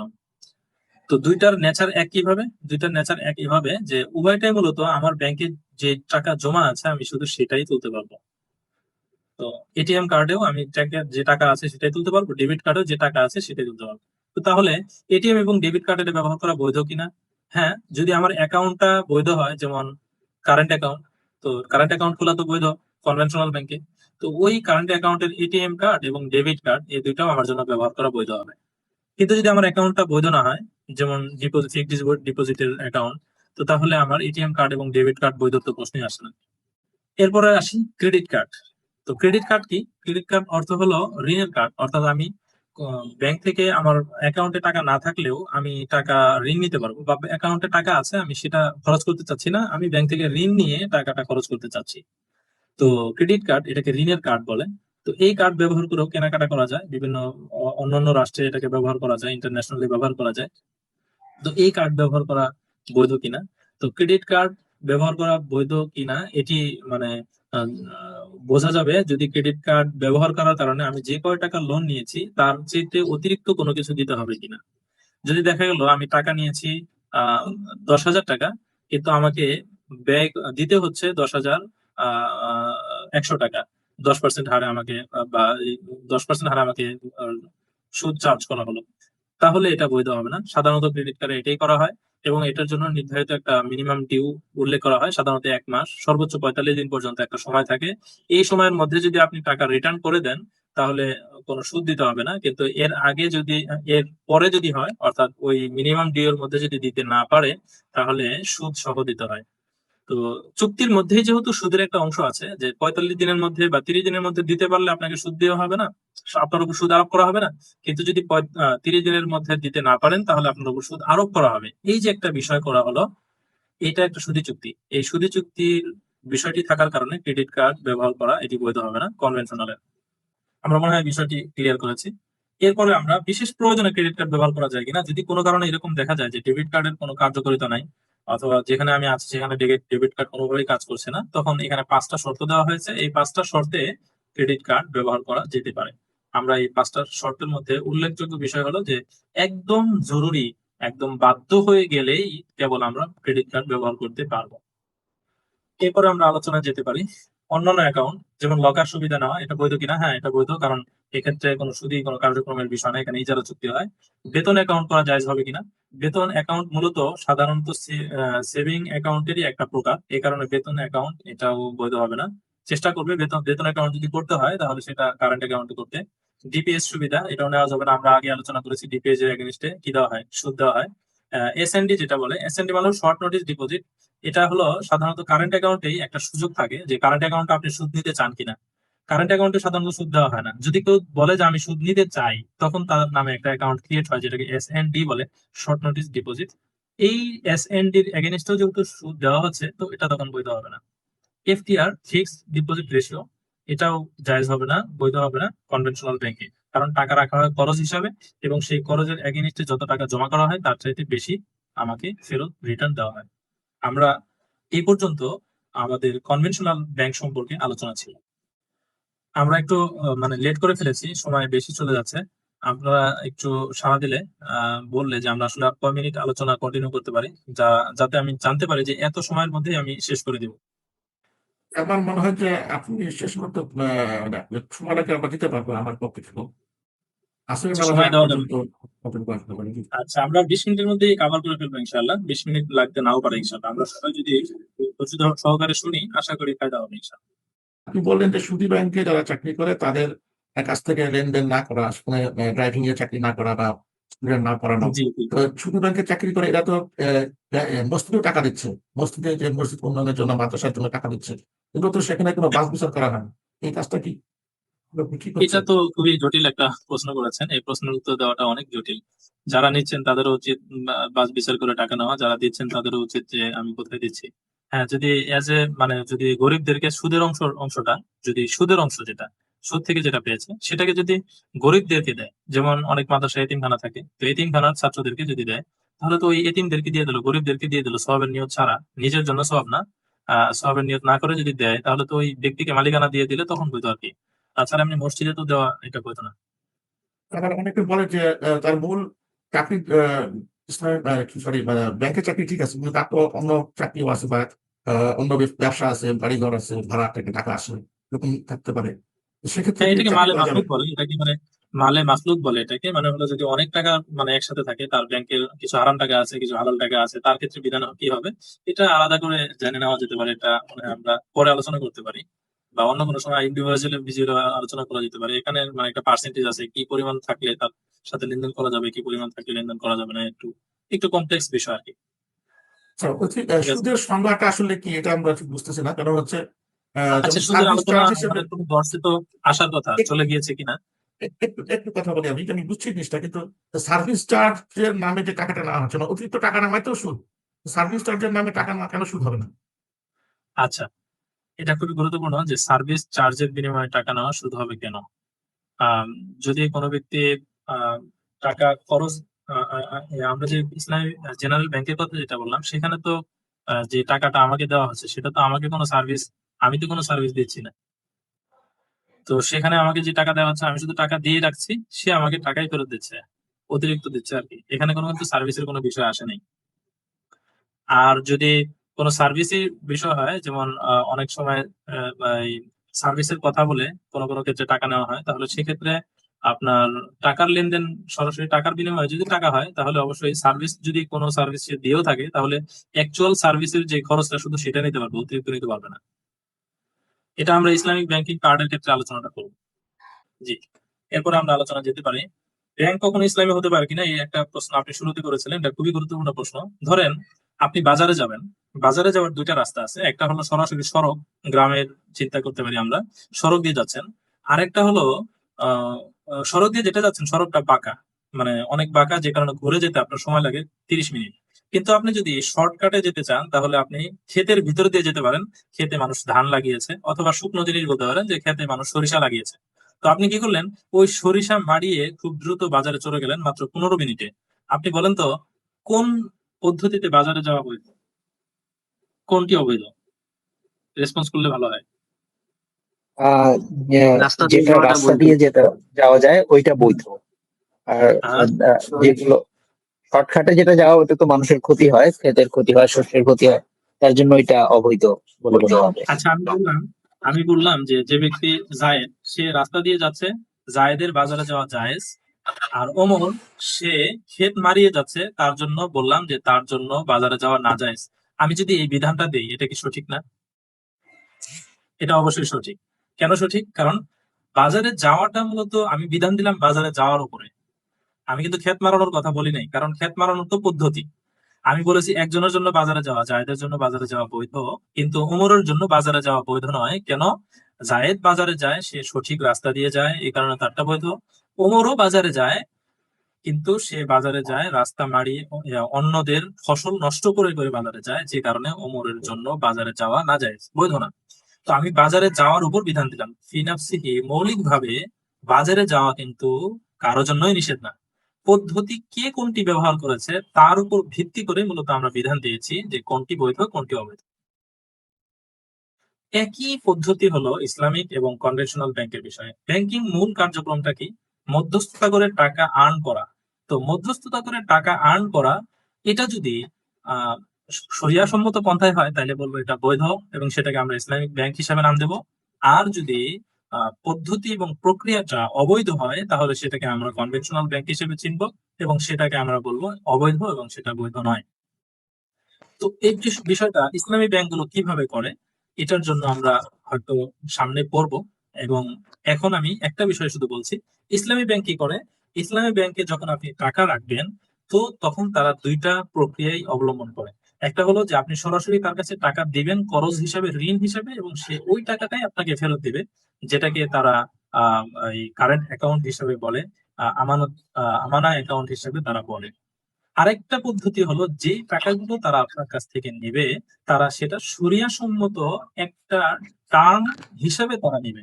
সেটা কি? সেটা হলো মুদারাবা। অর্থাৎ আমি বলছিলাম যে ইসলামী ব্যাংকগুলো সাধারণত তাদের টাকা মানুষের কাছে যে টাকাগুলো নেয়, সেই টাকাগুলো তারা একটা পদ্ধতিতে নেয়, সেটা হলো মুদারাবা। অর্থাৎ ইসলামে একটা পদ্ধতি আছে যে কোনো ব্যক্তির কাছে টাকা আছে, আরেকজনের কাছে টাকা নাই। তো যার কাছে টাকা নাই সে ব্যবসা করতে পারে, আর যার কাছে টাকা আছে সে ব্যবসা বোঝে না। ইসলাম বলেছে যে টাকা আছে কিন্তু ব্যবসা বোঝে না, সে যার কাছে টাকা যার টাকা নাই তার কাছে টাকা দিয়ে বলবে তুমি ভাই ব্যবসা করো, কিন্তু ব্যবসা করলে আমি কিছু লসের ভাগ নেব। অর্থাৎ সম্পদ যদি লস হয়ে যায় লসটা আমার, কিন্তু লাভ যদি হয় তাহলে আমরা দুইজনে নিব, যেটাকে মুদারাবা হিসাবে আমরা চিনি। তো এই মুদারাবার ভিত্তিতে মূলত ইসলামী ব্যাংক গুলো মানুষের কাছ থেকে ডিপোজিট সংগ্রহ করে। তো ডিপোজিট সংগ্রহ দুই ভাবে হয় ইসলামী ব্যাংকগুলোতে। ইসলামিক দৃষ্টিকোণ থেকে দুইটা ক্যাটাগরিতে এটা ভাগ করা যায়। একটা হলো করজ হিসাবে, যেটাকে কারেন্ট অ্যাকাউন্ট হিসেবে জানা হয়। আর বাকি আরো অনেকগুলো অ্যাকাউন্ট আছে, 6 থেকে 7টা অ্যাকাউন্ট আরো আছে। এই সবগুলোতে মূলত মুদারাবার ভিত্তিতে, মুদারাবা বেসিসে তারা টাকাটা নিয়ে থাকে গ্রাহকের কাছ থেকে। তো যেহেতু গ্রাহকের কাছ থেকে মুদারাবার ভিত্তিতে টাকা নিয়েছে, আর মুদারাবা এটা বৈধ একটি ট্রানজেকশন, এই কারণে ইসলামী ব্যাংকের জন্য সাধারণ মানুষের কাছ থেকে টাকা নেওয়ার পদ্ধতি বৈধ। এখন ইসলামী ব্যাংকগুলো যদি সেটাকে বৈধ উপায়ে বিনিয়োগ করে সেখান থেকে ইনকাম করে, এবং এই ইনকামটার কিছু অংশ লাভ হিসেবে নিজের কাছে রেখে কিছু অংশ ডিপোজিটারকে দেয়, তখন আমরা বলবো ইটস ওকে, ফাইন, এটা বৈধ।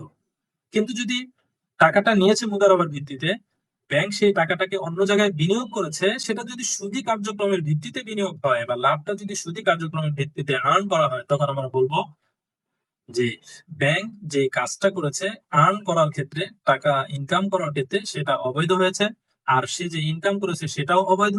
আর এই অবৈধ অংশকে সে ডিপোজিটরকে কিছু অংশ লাভ হিসাবে দিয়েছে, তখন আমরা বলবো যে আপনি চুক্তি করেছিলেন, মুদারাবার চুক্তি ঠিক ছিল, চুক্তিটি বৈধ ছিল ঠিক, কিন্তু আপনি যে লাভটা পেয়েছেন সে লাভটা তো সে সুদ থেকে দিয়েছে, তখন আমরা সেটাকে বলবো আপনার লাভ নেওয়াটা বৈধ হবে না। আমি কি এই বিষয়টি ক্লিয়ার করতে পেরেছি? একটু জি হুজুর। সাড়া দিবেন। এখন আমরা সামনে আলোচনায় আমরা দেখতে পারি ইসলামী ব্যাংকিং এর পরিচিতি এবং সংজ্ঞা, এগুলো নিয়ে আমরা বেশি সময় আলোচনা করতে চাই না, আপনারা এখানে দেখে নেবেন। পরিচিতিকে আমরা বিষয়টি বোঝাচ্ছি যে শরিয়া অনুযায়ী লেনদেন গুলো, কার্যক্রম গুলো পরিচালনা করবে, সেটাই হলো ইসলামী ব্যাংকের সংজ্ঞা। ইসলামী ব্যাংকিং এর সংক্ষিপ্ত ইতিহাস সেটা আমরা সবটা দেখতে পারি যে 1940 সালে সর্বপ্রথম পাকিস্তানে এই ব্যাপারে সুদমুক্ত অর্থনীতির একটা চিন্তা সৃষ্টি হয়। এর আগে এই পদ্ধতি মানে কনভেনশনাল পদ্ধতিটা যখন ছড়িয়ে গিয়েছে, তখন শুরুতেই ইসলামী মানে ব্যাংকিং সিস্টেমটা ডেভেলপ করা যায় নাই। অনেক নানা কারণ আছে, সেই কারণগুলো বিশ্লেষণ করলে সময় বেশি হয়ে যাবে। তো শুরু হয়েছে 1940 সালে। এরপরে 1963 সালে মিশরের মিডগামার অঞ্চলে আপনার একটা সুদমুক্ত প্রথম ইসলামী ব্যাংক প্রতিষ্ঠিত হয়। মিডগামার নামে একটা প্রতিষ্ঠান দাঁড়িয়ে যায়। এরপরে 1975 সালে ইসলামী উন্নয়ন ব্যাংক আইডিবি, যেটা ইসলামিক ডেভেলপমেন্ট ব্যাংক হিসাবে সৌদি আরবের জেদ্দায় যাত্রা শুরু করে। এরপর 1983 সালে বাংলাদেশে ইসলামী ব্যাংকের সূচনা হয়, বাংলাদেশ ইসলামী ব্যাংক আইবিবিএল, যেটা সেটা প্রতিষ্ঠা লাভ করে। তো আমরা এই বিষয়গুলো তো ইতিহাসের বিষয়, এগুলো আমরা গুগল থেকেও ভালোভাবে জানতে পারবো, আরো বিস্তারিত জানতে পারবো। এরপর আমরা আলোচনা যে ইসলামী ব্যাংকিং ডিপোজিট সংগ্রহ। প্রথম আমরা একটা দেখেন চার্ট দেখিয়েছি, আপনারা হয়তো খেয়াল করছেন সবাই। এই চার্টের মধ্যে আমরা দেখানোর চেষ্টা করেছি যে বাংলাদেশের কোন ব্যাংক, এটা হলো সরকারি হিসাব, অর্থাৎ বাংলাদেশ ব্যাংকের ওয়েবসাইটে তারা প্রতি 3 মাস অন্তর অন্তর একটা হিসাব দেয়। এটা হলো 2025-এর জানুয়ারি থেকে মার্চ, 4 মাস অন্তর অন্তর হিসাব দেয়। 25-এর জানুয়ারি থেকে মার্চ পর্যন্ত হিসাব। সেই হিসাবের মধ্যে তারা দেখিয়েছে যে কোন ব্যাংক কত শতাংশ পর্যন্ত গ্রাহকের কাছ থেকে, মানুষের কাছ থেকে তারা টাকা নিয়েছে, সেটা এখানে দেখানো হয়েছে, এই পার্সেন্টেজটা। দ্বিতীয় টেবিলে আমরা দেখিয়েছি, দ্বিতীয় চার্টে আমরা দেখিয়েছি যে বাংলাদেশে ইসলামী ব্যাংক গুলোতে মোট কয়টি খাতে তারা ডিপোজিট সংগ্রহ করে, এবং সেই খাতগুলো কি কি, এবং কোন খাতে কত পার্সেন্ট, মোট টাকার কত পার্সেন্ট কোন খাতে রয়েছে।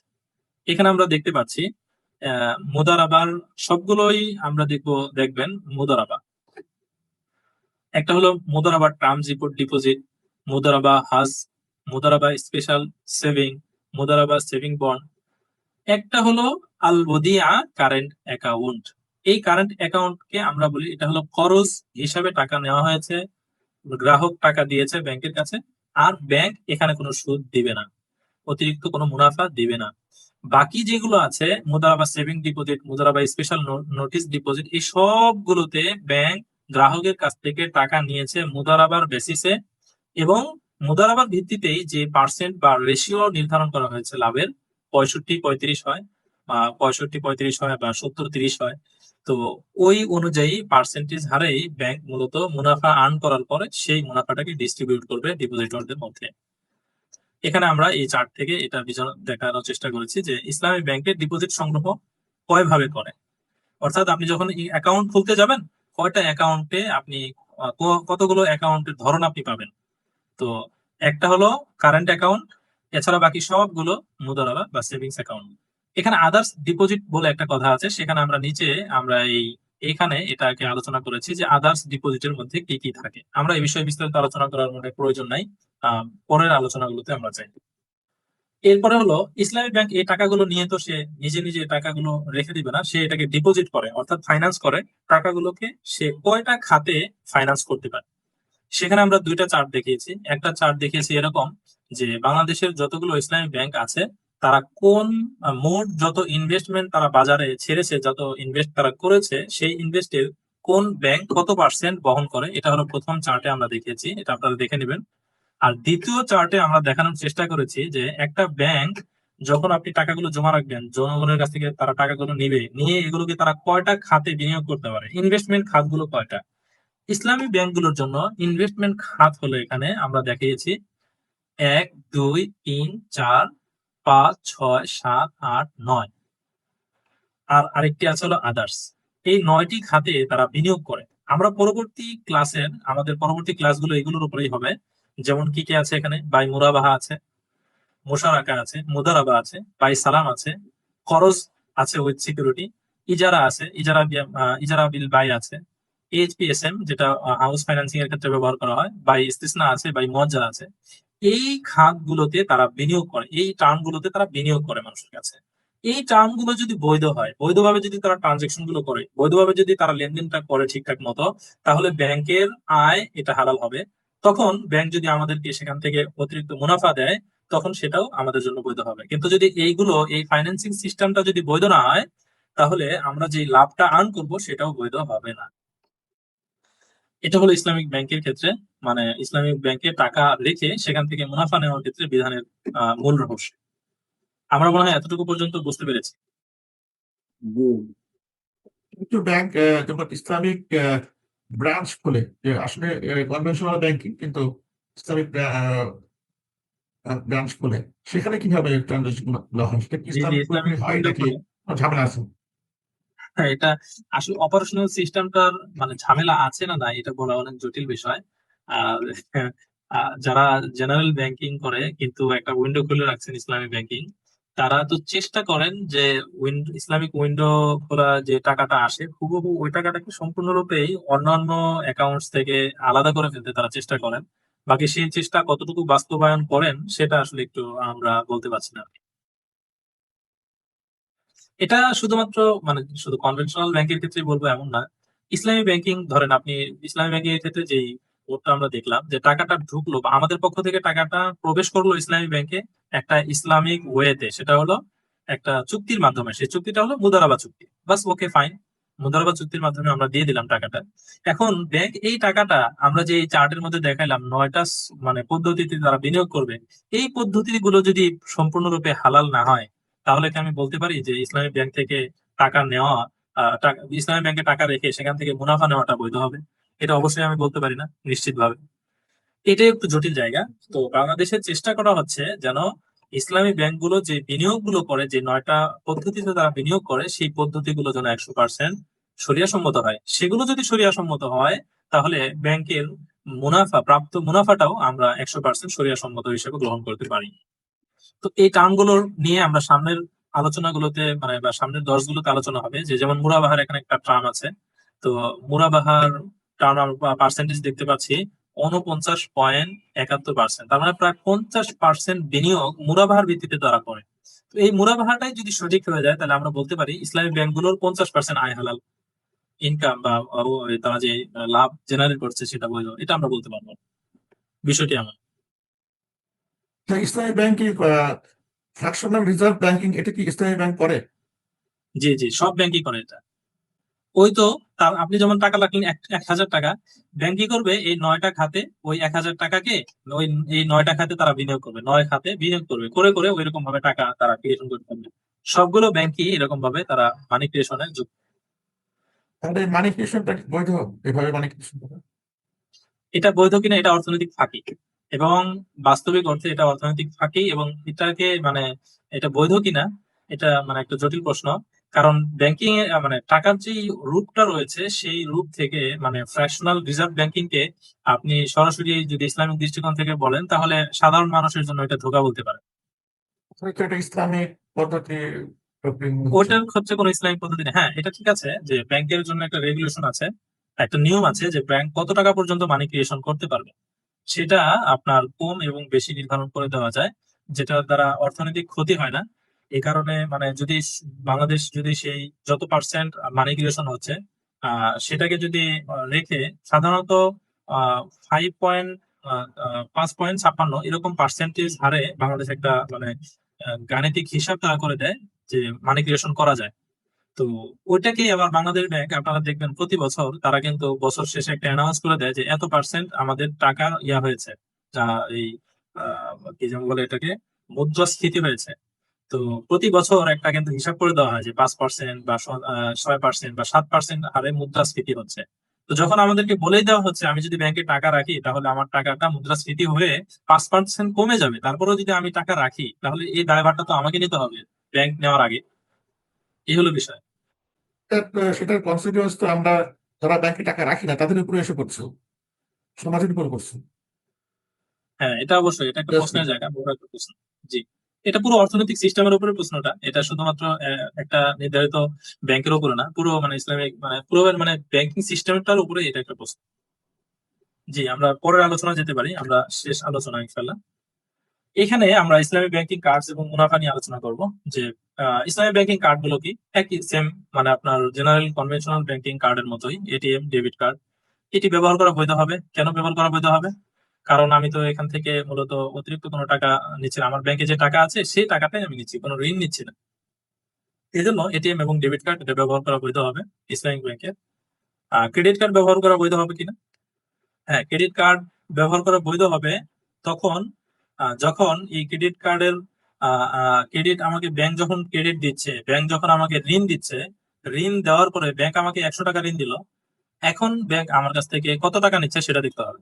যদি ব্যাংক বলে আমি আপনার কাছ থেকে 102 টাকা নেব, তখন আমি তাকে জিজ্ঞেস করবো আপনি এই 2 টাকা কি হিসেবে নেবেন। ব্যাংক বলবে, ইসলামী ব্যাংকগুলো সাধারণত এটা বলবে যে আমি এই টাকাটা আপনার কার্ড যেখানে যেখানে ব্যবহার করেছেন, পজ মেশিনে ব্যবহার করেছেন, বিভিন্ন জায়গায় কেনাকাটা করেছেন, এরপরে আমাদের সাথে ইন্টারন্যাশনাল যে এজেন্সি গুলো আছে, মাস্টার, তারপরে আমেরিকান এক্সপ্রেস, তো এদের সাথে আমাদের একটা চুক্তি আছে, যে চুক্তির কারণে আমাদের কিছু খরচ আছে, এবং সেই খরচ হিসেবেই আমরা আপনার কাছ থেকে 2 টাকা অতিরিক্ত চার্জ হিসাবে কাটছি। অতএব আপনি আমাকে 100 টাকা নিয়েছেন, আমাকে দিবেন 102 টাকা। এইভাবে যদি করে এবং সেই 2 টাকায় যদি মৌলিক খরচ হয়ে থাকে ব্যাংকে, মানে এই কার্ড পরিচালনার জন্য কার্ড তৈরি, কার্ডের ক্ষেত্রে যে একটা ক্ষমতা দেওয়া, এই ক্ষমতা দেওয়ার কারণে যে সার্ভিস গুলো দিতে হয়েছে, সেই সার্ভিস গুলো চার্জ গুলো তাকে দিতে হয়েছে, সেই সার্ভিস চার্জ গুলো যদি মৌলিক ভাবে আমার কার্ডের এগেইনস্টে 2 টাকা হয়, ওকে ফাইন, তাহলে সে তো আসলে মূলত অতিরিক্ত কোনো কিছু নেয় নাই, শুধু সার্ভিস চার্জটা নিয়েছে, তখন ওই সার্ভিস চার্জ হিসেবে 2 টাকা তখন বৈধ হবে। কিন্তু যদি দেখা যায় ব্যাংকের সার্ভিস চার্জ হিসেবে খরচ হয়েছে মাত্র 1.5 টাকা, কিন্তু ব্যাংক আমার কাছ থেকে নিচ্ছে 2 টাকা, তাহলে এই অর্ধেক বা 50 পয়সা যে টাকাটা সেটা কিন্তু নেওয়া যা বৈধ হবে না, তখন সেইটি ক্রেডিট কার্ডটা তখন ব্যবহার করা অবৈধ হয়ে যাবে। ইসলামী ব্যাংকগুলোতে যে ক্রেডিট কার্ড দেওয়া হয় তারা বলে উজরা হিসাবে আমরা কিছু টাকা নিই, অর্থাৎ আমরা সার্ভিস চার্জ হিসাবে কিছু টাকা নিই। এখন সেটা দেখতে হবে যে তারা এই টাকাটা অ্যাকচুয়াল কস্ট নিচ্ছে নাকি অ্যাকচুয়াল কস্টের চাইতে বেশি নিচ্ছে। যদি অ্যাকচুয়াল কস্টের চাইতে বেশি নেয় তখন এটা বৈধ হবে না, কিন্তু যদি অ্যাকচুয়াল কস্টই নেয় তখন এটা বৈধ হবে। এরপরে আমরা যদি বলি ডিপিএস, হ্যাঁ, ইসলামী ব্যাংকে ডিপিএস করা, অর্থাৎ আমি মুদারাবার বেসিসে যখন আমি টাকাটা রাখলাম, তো আমার শরিয়া সম্মত চুক্তি হয়েছে। এখন ব্যাংক যদি আমাকে ডিপিএস এ অতিরিক্ত আমি রেখেছি 10,000 টাকা, আমাকে অতিরিক্ত দিবে আরো 10% হারে, বা আরো কম 9% হারে, বা 11% হারে আমাকে যে অতিরিক্ত টাকাটা দিচ্ছে, সেই টাকাটা যদি আমি দেখি যে পরবর্তীতে ব্যাংক এটাকে বৈধ জায়গায় বিনিয়োগ করেছিল, ইসলামী ব্যাংকগুলো সাধারণত এর চেষ্টা করে, তো বৈধ জায়গায় বিনিয়োগ করে বৈধভাবে সে টাকা ইনকাম করেছে, এরপরে সে আমাকে দিয়েছে, ওকে ফাইন, তখন তো এটা বৈধ হয়ে যাবে। একই অবস্থা এসএনডি এর ক্ষেত্রেও, অর্থাৎ শর্ট নোটিস ডিপোজিট, যেটা এফটিআর, অর্থাৎ যেটাতে আমি করজ দিয়েছি, তো করজের এগেইনস্টে সে আমাকে অতিরিক্ত দিতে পারে কিনা, তখন সেটাকে তারা আবার মুদারাবায় কনভার্ট করবে, কনভার্ট করে তারপরে সেটাকে যদি তারা সেখানে যদি কোনো অতিরিক্ত মুনাফা দেয় তাহলে সেটা দিতে পারবে। এফডিআর বা ফিক্সড ডিপোজিট রেশিও তো একই ক্ষেত্র, একই বিধান, অর্থাৎ এগুলো তখন বৈধ হবে যদি মানে ব্যাংক সে মুনাফাগুলো সে যে আর্ন করেছে সেগুলো যদি বৈধ হয়ে থাকে। তো এই হলো বিষয়। আমি যদি সর্বশেষ কথা বলি, ইসলামিক স্কলারগণ আমি এখানে নিচে দিয়েছি, বাংলাদেশের যে ইসলামী ব্যাংকগুলো আছে, তারা তাদের জনগণের টাকা তারা তাদের অ্যাকাউন্টে নিয়ে নেওয়ার পর সেটাকে তারা যে ফাইন্যান্স করে, বিভিন্ন জনকে দেয়, 9টা বা 8টা ক্যাটাগরিতে তারা ফাইন্যান্স করে, সেই ফাইন্যান্সিং কার্যক্রম গুলো 100 বা 100% সেগুলো শরিয়া সম্মত কিনা, এটা বিভিন্ন ক্ষেত্রে পরিচয় আমরা আমরা পেয়েছি যে আসলে পরিপূর্ণরূপে শরিয়া সম্মত অনেক সময়ই হয় না। যেহেতু শরিয়া সম্মত উপায়ে তারা ফাইন্যান্স করছে না, ফলে বা শরিয়া সম্মত ভাবে করছে কিনা শতভাগ আমরা নিশ্চিত জানতে পারছি না। এই কারণে আমরা এক্ষেত্রে ফতোয়া দেই যে ইসলামী ব্যাংক থেকেও যে মুনাফাটা আসবে সেটাকে নিজে না নিয়ে সেটাকে সদকা করে দাও। এই হলো সর্বশেষ ইসলামী ব্যাংক এর বিষয়ে কথা। এখন আপনার প্রশ্ন আসতে পারে যে তাহলে ইসলামী ব্যাংক আর কনভেনশনাল ব্যাংক তো একই হয়ে গেল? না, দুটো এক হলো না। কারণ কনভেনশনাল ব্যাংকে টাকা রাখা, এটাই রাখার সময় যে চুক্তিটা হয় এটা হয় সুদি চুক্তি। শুরুতে আপনি ব্যবসার কোনো চুক্তি করেন না, সুদের চুক্তি করা হয়। যেহেতু সুদি চুক্তি শুরুতেই হয়, এজন্য ওখানে অ্যাকাউন্ট খোলাই বৈধ না। তবে ইসলামী ব্যাংকে টাকা রাখার চুক্তিটা হয় একটা ইসলামী মুদারাবা বেসিসে, ইসলামী পদ্ধতিতে, যে কারণে ইসলামী ব্যাংকে টাকা রাখাটা বৈধ।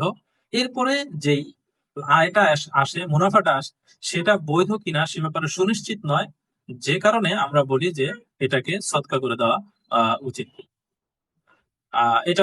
এটা ছিল আজকের আমাদের ইসলামী ব্যাংকিং এর ব্যাপারে সর্বশেষ কথা। আপনাদের যদি কোনো কোশ্চেন এবং অ্যান্সার থাকে তাহলে আমরা কয়েক মিনিটের মধ্যে সলভ করে আমরা দর্শ শেষ করতে পারি। ইসলামী ব্যাংকের সাথে প্রত্যেক আমরা যারা ওই যে মুদারাবা বা 9টা পদ্ধতিতে টাকাটা বিনিয়োগ করতেছে, পরবর্তীতে তারা এটা ফাইন্যান্স করতে পারতেছে না বা নিশ্চিত না, এটার দায়টা মানে তারা ইসলামী ব্যাংক হ্যাঁ, এটার দায় এটা এটার আর দায় প্রকৃত প্রথমে ব্যাংক বহন করবে। এর দায়টা প্রথমে ব্যাংক বহন করবে, কারণ সে তো তার উচিত ছিল গ্রাহকের টাকাটা নিয়ে শতভাগ ইসলামিক ভাবে ব্যয় করা, কিন্তু সে করেছে কিনা, যদি না করে থাকে দায়ভারটা তার হবে।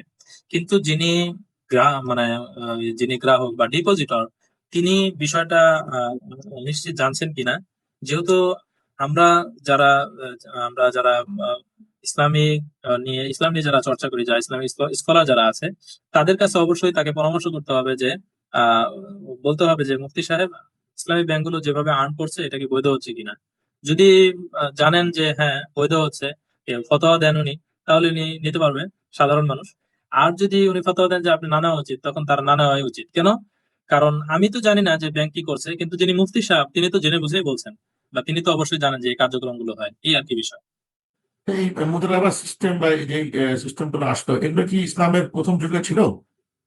জি, ইসলামের শুরু থেকেই আমাদের মুদারাবার পদ্ধতি, মুশারাকার পদ্ধতি, ইজারা, লিজ, ফাইন্যান্স, মুরাবাহা এগুলো সবই ছিল। জি, তাহলে তখন সেখানে কি কোনো সন্দেহ হয় নাই যে এটা ঠিক জায়গায় যে নিয়েছে, সে ব্যয় করছে কিনা, মুদারাবা পদ্ধতিতে হ্যাঁ, ব্যয় করছে কিনা বা তখনই মুশারাকা একই ব্যয় বিধান করছে ছিল। কিনা?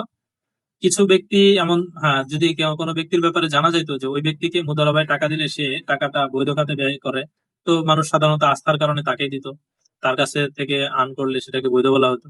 কিন্তু যদি একজনকে দেওয়া হতো টাকা মুদারাবার বেসিসে, কিন্তু সে ওই টাকাটা দিয়ে সুদি কার্যক্রম করতো, তখন তার ব্যাপারে বলা হতো ওই ব্যক্তির কাছে টাকা দেওয়াটা বৈধ হবে না, তার থেকে যেই লাভ আসবে সেটা বৈধ হবে না, এরকম ছিল। তো নিশ্চিত করে তো কিছু বলা যায় না। তাহলে সেক্ষেত্রে ওই শুধুই কি সাদাটা সাদাটা করে দেওয়ার নিয়ম থাকতো, বা বলতো যে সাদাটা করে হ্যাঁ, দেওয়া যদি উত্তম? নিশ্চিত ভাবে কোনো কিছু জানা না যায়, তো এক্ষেত্রে ইসলামের মানে বিধান হলো সতর্কতা অবলম্বন করা আর কি। যে আমি যখন কোনো টাকা কোথাও থেকে আমার কাছে লাভ হিসেবে আসবে, সেই টাকার ব্যাপারে যদি ষষ্ঠ ভাগ আমি নিশ্চিত না হই, তো আমি একজন মুসলমান হিসেবে আমার জন্য তো উচিত যেগুলো শুবহাত, ইয়াকুমুশ শুবহাত, হাদিসে এসেছে নবী সাল্লাল্লাহু আলাইহি ওয়াসাল্লাম বলেছেন শুবহাত থেকে তোমরা বেঁচে থাকো। তো শুবহাত থেকে বেঁচে থাকা বা যেগুলো সংশয়পূর্ণ সম্পদ সেগুলো থেকে বেঁচে থাকাই তো উত্তম, এই আর কি বিধান। অন্যথায় কেউ যদি মানে আমরা সরাসরি ডিরেক্ট কিন্তু নাজায়েজ বলি না যে ইসলামী ব্যাংক থেকে প্রাপ্ত মুনাফাটা নাজায়েজ, কারণ সরাসরি নাজায়েজ বলার জন্য বা হারাম বলার জন্য তো দলিল প্রয়োজন, সেটাও শতভাগ তো মুশকিল, এই আর কি।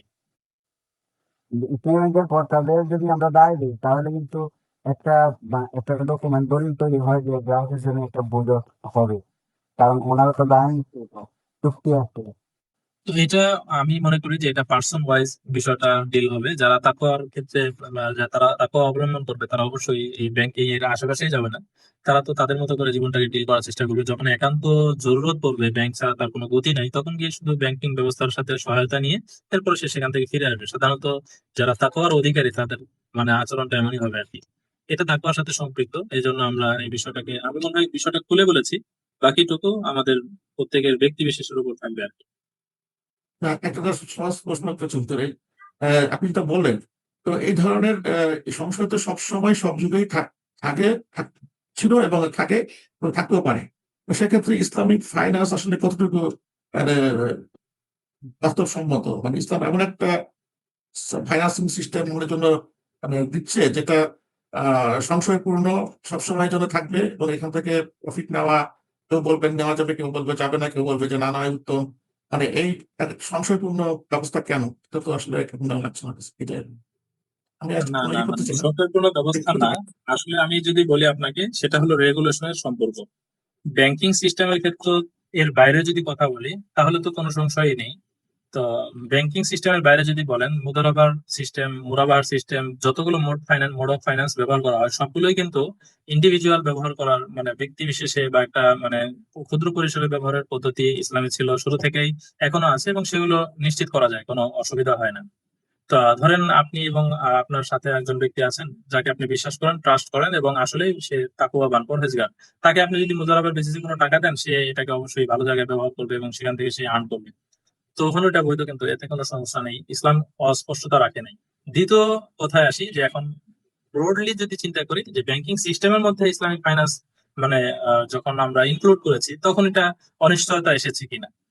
আহ তখন অনিশ্চয়তাটা এসেছে মানে কিছুটা ইসলামের কারণে না, এটা হলো রেগুলেটরি বডির কারণে এসেছে।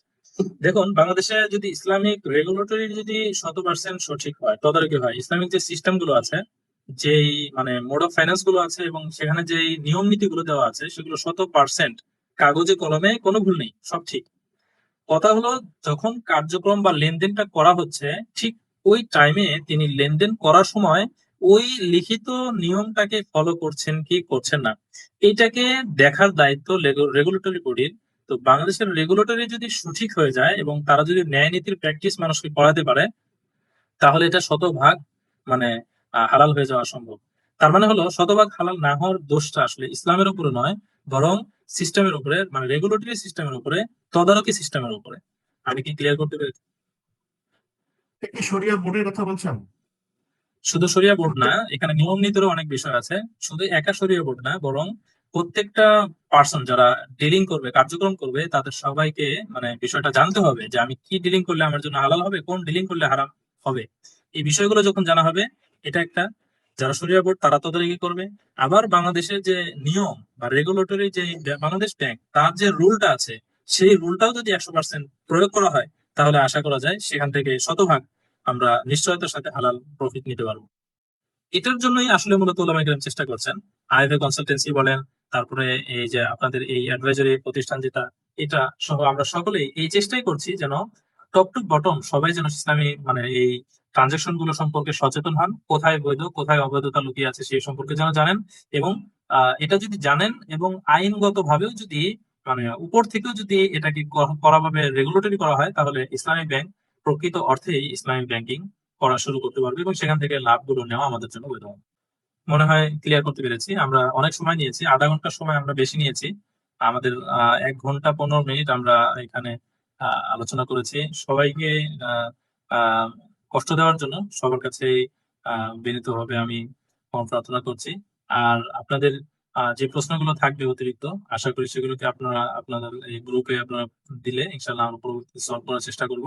আর সবাই ভালো থাকবেন, সকলের রোজাগুলোকে আল্লাহ তাআলা কবুল করেন এবং আমাদের সকলকে আল্লাহ তাআলা মাফ করে দেন এবং সকলের জন্য আল্লাহ তাআলা জান্নাতুল ফিরদাউসে আমাদের ঠিকানা নির্ধারিত করে দেন, আমরা সেই দোয়া করি। এবং ইসলামিক ফাইন্যান্সের বিষয়গুলো আমরা যেভাবে জানছি, আল্লাহ তাআলা আরো ভালোভাবে জানার এবং এগুলোর ব্যাপারে আগ্রহ রাখার এবং হালাল এবং হারামকে চেনার যে পথে আমরা এসেছি, আল্লাহ তাআলা আমাদের এই পথটাকে যেন কবুল করে নেন। ঠিক আছে, সবাইকে শুকরিয়া। জাযাকুমুল্লাহু আহসানা মা ইয়াজজি বিহি ইবাদাহুস সালিহিন ওয়া আখিরু দাওয়ানা আলহামদুলিল্লাহি রাব্বিল আলামিন। আসসালামু আলাইকুম ওয়া রাহমাতুল্লাহি ওয়া বারাকাতুহু। ওয়ালাইকুম আসসালাম ওয়া রাহমাতুল্লাহি ওয়া বারাকাতুহু। ওয়ালাইকুম আসসালাম।